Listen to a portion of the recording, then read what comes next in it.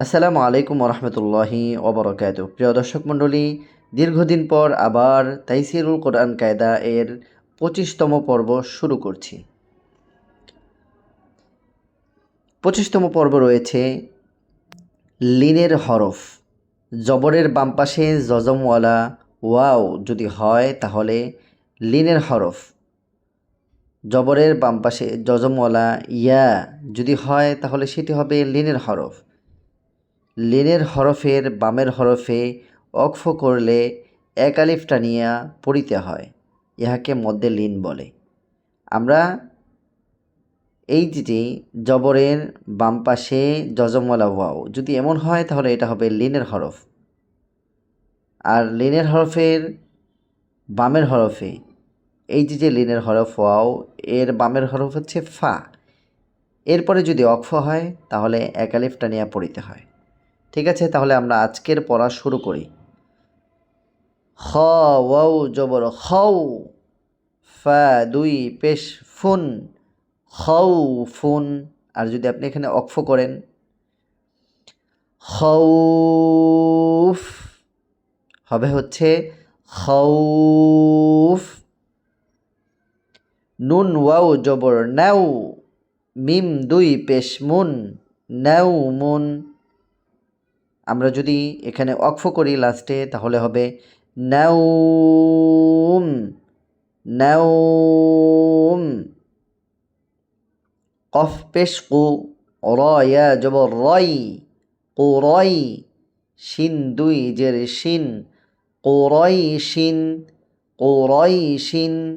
আমরা যদি এখানে ওয়াকফ করি তাহলে হবে হচ্ছে কুরাইশ, কুরাইশ। صد ইয়া জবর সই, ফা দুই পেশ ফুন, সয়ফুন। আমরা যদি ওয়াকফ করি তাহলে হবে সয়ফ, সয়ফ। বা ইয়া জবর বাই, তা দুই পেশ তুন, বাইতুন, বাইতুন।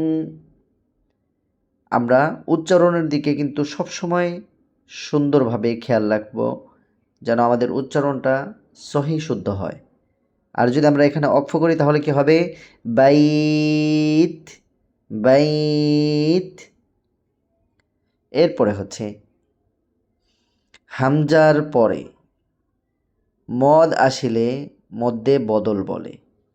হামজার পরে মদ আসিলে মধ্যে বদল বলা হয়। হামজার হরকতকে এক আলিফ টানিয়া পড়িতে হয়। এই যে হামজার উপরে ওই যে ছোট একটি আলিফ রয়েছে, যদি এমন হয় আলিফ খাড়া জবর আ হবে, এখানে এক আলিফ টান হবে। এখানে এই লেখাটার মধ্যে এটাই বোঝানো হয়েছে। চলুন তাহলে আমরা পড়ি। আলিফ খাড়া জবর আ, মিম জবর মা, আমা। নুন জবর না, আমানা। হামজা ওয়াও পেশ উ, মিম জের মি, উমি। নুন জবর না, উমিনা।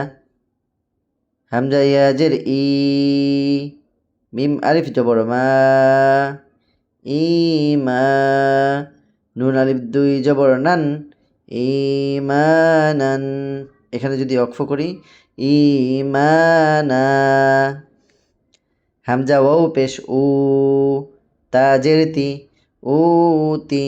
ইয়া জবর ইয়া, উতিয়া, উতিয়া।